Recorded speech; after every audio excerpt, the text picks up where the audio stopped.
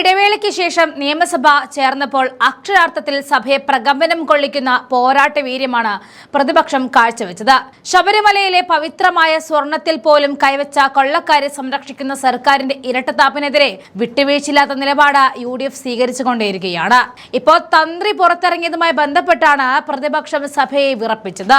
ഒരു ഫോട്ടോ ഉയർത്തിക്കാണിച്ച കുഴൽനാടൻ ഉൾപ്പെടെയുള്ള MLA മാർ നടുത്തളത്തിൽ ഇറങ്ങിയിരുന്ന് പ്രതിഷേധം അറിയിക്കുകയായിരുന്നു. പ്രതിപക്ഷ നേതാവ് VD സതീശന്റെ അഭാവത്തിൽ ഡെപ്യൂട്ടി ലീഡർ K ബാബു സഭയിൽ നയിച്ച പടയോട്ടം സർക്കാരിനെ ശരിക്കും പ്രതിരോധത്തിലേക്ക് എത്തിച്ചു. സ്വർണ്ണക്കൊള്ള കേസിലെ പ്രതികൾക്ക് കൂട്ടജാമ്യം ലഭിച്ചതിന് പിന്നിൽ അവിശുദ്ധ കൂട്ടുകെട്ടും ആചാര സംരക്ഷണത്തിനായി നിലകൊണ്ട തന്ത്രിയെ വേട്ടയാടുന്ന സർക്കാരിന്റെ പ്രതികാര രാഷ്ട്രീയവും K ബാബു അക്കമിട്ട് നിരത്തിയിരുന്നു.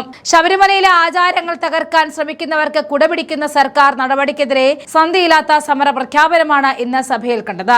സഭയുമായി നിസ്സഹരണം പ്രഖ്യാപിച്ചുകൊണ്ട് പ്രതിപക്ഷ നടുത്തളത്തിൽ ഇറങ്ങി മുഴക്കിയ മുദ്രാവാക്യങ്ങൾ ഭക്തജനങ്ങളുടെയും വിശ്വാസ സമൂഹത്തിന്റെയും വികാരം കൂടിയായിരുന്നു. വെറുമൊരു വാക്കൌട്ടിൽ ഒതുക്കാതെ നടുത്തളത്തിൽ അണിനിരന്ന സർക്കാരിന്റെ അഴിമതി ഭരണത്തെ വിറപ്പിക്കാൻ പ്രതിപക്ഷത്തിന് സാധിച്ചു. വിശ്വാസികളെ വഞ്ചിക്കുകയും സ്വർണ്ണക്കള്ളന്മാരെ താലോലിക്കുകയും ചെയ്യുന്ന പിണറായി സർക്കാരിന്റെ മുഖംമൂടി വലിച്ചു കയറിയ പ്രതിഷേധമാണ് ഇന്ന് സഭയിൽ നടന്നത്. ആ രംഗങ്ങൾ കാണാം. സമ്മേളനം ആരംഭിച്ച അന്നു മുതൽ സഭയ്ക്കകത്തും പുറത്തും ശബരിമല സ്വർണ്ണക്കൊള്ളയുമായി ബന്ധപ്പെട്ട് ദേവസ്വം മന്ത്രി രാജിവെക്കണമെന്നും SIT മുഖ്യമന്ത്രിയുടെ ഓഫീസിൻ്റെ അനാവശ്യ സമ്മർദ്ദം അവസാനിപ്പിക്കണമെന്ന് ആവശ്യപ്പെട്ടുകൊണ്ട് ഞങ്ങൾ സഭാ നടപടികളിൽ സഹകരിച്ചിട്ടില്ല. സാർ, ശബരിമല സ്വർണ്ണക്കൊള്ള കേസിൽ പോറ്റി അടക്കമുള്ള പ്രധാന പ്രതികളെല്ലാം ഇന്ന് ജയിലിന് പുറത്ത് ആണ്. ശബരിമലയിലെ കട്ടിള പാളിയും ദ്വാരപാലക ശില്പവും അടക്കം വിറ്റ് പണമടിച്ചവർ ഇന്ന് സ്വൈരവികാരം നടത്തുകയാണ്. ഗവൺമെൻറ് വീഴ്ച കൊണ്ട് അവർക്കെല്ലാം 90 ദിവസം കഴിഞ്ഞപ്പോൾ കോടതി ജാമ്യം കൊടുക്കുന്ന സ്ഥിതി ഉണ്ടായി. സാർ, ജയില് പ്രധാനപ്പെട്ട പ്രതികളെല്ലാം ഇന്ന് ജയിലിന് പുറത്താണ്. സാർ, അതോടൊപ്പം തന്നെ ആചാര ലംഘനത്തിൽ ഗവൺമെന്റ് നിലപാടിനെ അനുകൂലിച്ചില്ല എന്നുള്ളതിൻ്റെ പേരിൽ ശബരിമല തന്ത്രിയെ അനാവശ്യമായി 40 ദിവസം ജയിലിൽ അടക്കുകയുണ്ടായി.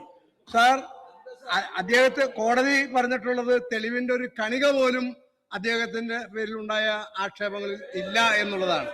സാർ, അതുപോലെ തന്നെ അയ്യപ്പ സംഗമം നടത്തിയതിലൂടെ വലിയ സാമ്പത്തിക ക്രമക്കേടുകൾ നടന്നതായി ദേവസ്വം ബോർഡ് നിയോഗിച്ച ഓഡിറ്റർ ഹൈക്കോടതി കൊടുത്ത റിപ്പോർട്ടിലൂടെ തന്നെ തെളിഞ്ഞിരിക്കുകയാണ്. സാർ, ഏറ്റവും ഒടുവിൽ ആണ് ശബരിമല യുവതീ പ്രവേശനവുമായി ബന്ധപ്പെട്ട കേസ് സുപ്രീം കോടതി വന്ന് ആ കാര്യത്തിൽ യുവതീ പ്രവേശനവുമായി ബന്ധപ്പെട്ട് ആചാര ലംഘനത്തിനോടും ആചാര ലംഘനത്തെ അനുകൂലിക്കുന്ന വിധത്തിലുള്ള സംശയാസ്പദമായ അങ്ങേയറ്റം വിശ്വാസികളെ വഞ്ചിക്കുന്ന ഒരു നിലപാടാണ് ഗവൺമെന്റ് സ്വീകരിച്ചത്. സാർ, അതുകൊണ്ട് ഗവൺമെന്റിന്റെ ഈ നിലപാടിൽ പ്രതിഷേധിച്ച് കഴിഞ്ഞ കുറെ ദിവസങ്ങളായി ഞങ്ങൾ സഭാ നടപടികളിൽ നിസ്സഹകരിച്ചു വരികയാണ്.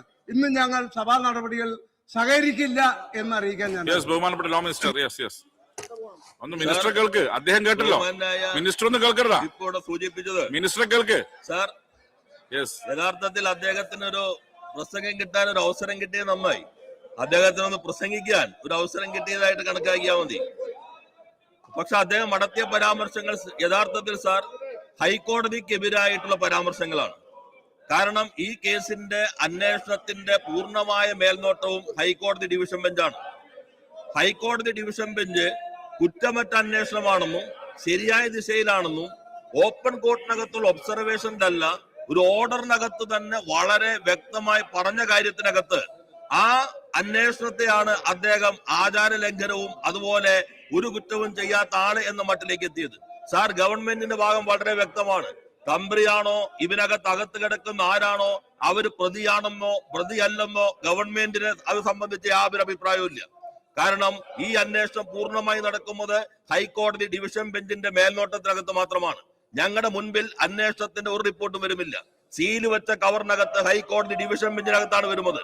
ഹൈക്കോടതി ഡിവിഷൻ ബെഞ്ച് ഈ അന്വേഷണം ശരിയായ രൂപത്തിലാണ് എന്ന് പറഞ്ഞിട്ടും ഈ സമരം തുടരുന്നത് രാഷ്ട്രീയമായ ചില ലക്ഷ്യങ്ങൾ വെച്ചുകൊണ്ടാണ്. സാർ, ഞാനൊരു കാര്യം പറയട്ടെ. സാർ, 1987 ലോക്സഭാ തെരഞ്ഞെടുപ്പ് നടക്കുമ്പോൾ ഫൈസാബാദിൽ വെച്ച് രാമരാജ്യം എന്ന മുദ്രാവാക്യം ആദ്യമായി അവതരിപ്പിക്കുന്നത് കോൺഗ്രസ് ആണ് സാർ. അയോധ്യയിലെ ജവഹർലാൽ നെഹ്റു സരയൂ നദിയിലേക്ക് വലിച്ചെറിഞ്ഞ താക്കോലുകൾ, ആ താക്കോലുകൾ വീണ്ടും അത് തുറക്കാൻ അനുവദിച്ചത് കോൺഗ്രസ് ആണ് സാർ. അതിനുശേഷം അയോധ്യയിൽ ശിലാന്യാസം അനുവദിച്ചത് കോൺഗ്രസ് ആണ് സാർ. യഥാർത്ഥത്തിൽ BJPയുടെ ഹിന്ദുത്വ രാഷ്ട്രീയത്തിന് ക്ഷേത്ര രാഷ്ട്രീയത്തെ ഉപയോഗിക്കാൻ വഴി തുറന്നു വിട്ടത് സാർ കോൺഗ്രസ് ആയിരുന്നു സാർ. ഇപ്പൊ കോൺഗ്രസ് ചെയ്യുന്നത് നവയുഗം എന്നുള്ളത് BJP യുഗത്തിലേക്കുള്ള യാത്രയ്ക്കുള്ള വഴിയൊരുക്കലാണ് സാർ കോൺഗ്രസ് ഇപ്പോൾ ചെയ്തുകൊണ്ടിരിക്കുന്നത്. അത് ഈ രാജ്യത്തെ അപകടത്തിലാക്കും. എന്തുകൊണ്ടാണ് സാർ ഈ കേരള സ്റ്റോറി വരുന്നത്? എന്തുകൊണ്ടാണ് സാർ തെലുങ്കാന സ്റ്റോറി ഇല്ലാത്തത്? എന്തുകൊണ്ടാണ് സാർ കർണാടക സ്റ്റോറി ഇല്ലാത്തത്? എന്തുകൊണ്ടാണ് സാർ ഹിമാചൽ പ്രദേശ് സ്റ്റോറി ഇല്ലാത്തത്? എന്തുകൊണ്ടാണ് സാർ കേരള സ്റ്റോറി 1ഉം 2ഉം വരുന്നത്? കാരണം കർണാടക സ്റ്റോറി ഗുജറാത്ത് സ്റ്റോറി തന്നെയാണ് sir. Telangana story UP story തന്നെയാണ് സാർ. കോൺഗ്രസും BJPയും രണ്ട് പാർട്ടികളുടെ പേര് പേറുന്നുണ്ടെങ്കിലും ഒരേ രാഷ്ട്രീയത്തെ, ഒരേ പ്രത്യയ ശാസ്ത്രത്തെ പ്രതിനിധാനം ചെയ്യുന്നു. ആ അപകടം മതനിരപേക്ഷ കേരളത്തിന് അങ്ങേയറ്റം അപകടകരമാണ് എന്ന് തിരിച്ചറിയാൻ തയ്യാറാകണം. അതുകൊണ്ട് അദ്ദേഹം നടത്തിയ പരാമർശങ്ങൾ ഹൈക്കോടതിക്കെതിരാണ്.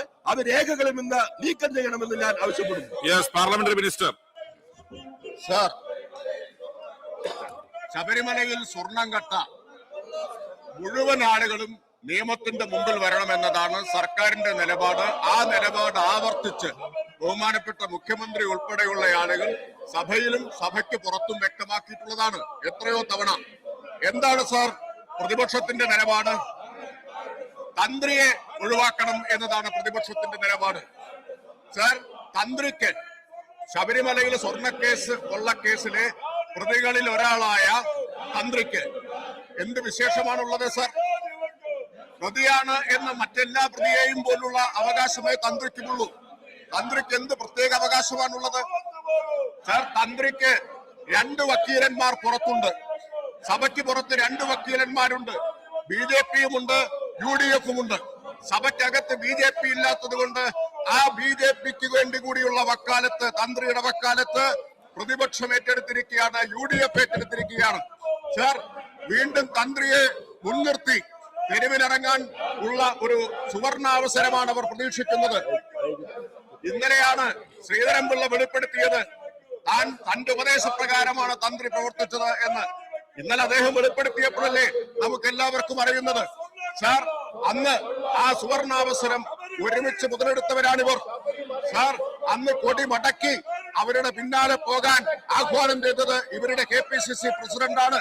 സാർ, മുസ്ലിം ലീഗ് നാരങ്ങ വെള്ളം കലക്കി കാത്തിരിക്കുകയാണ് സാർ BJPക്കാർക്കൊന്ന് വെള്ളം കലക്കി കൊടുക്കാൻ. ഒരു നാണവുമില്ലാതെ, ക്ഷമിക്കണം സാർ, ഞാൻ ആ വാക്ക് പിൻവലിച്ചു, ലജ്ജയുമില്ലാതെ, ഒരു ലജ്ജയുമില്ലാതെ BJPക്ക് നാരങ്ങ വെള്ളം കലക്കി കൊടുത്തവരാണ് സാർ ലീഗുകാർ. അവർ വീണ്ടും നാരങ്ങ വെള്ളം കലക്കി വെച്ച് അവിടെ പുറത്ത് കാത്തിരിക്കുകയാണ്.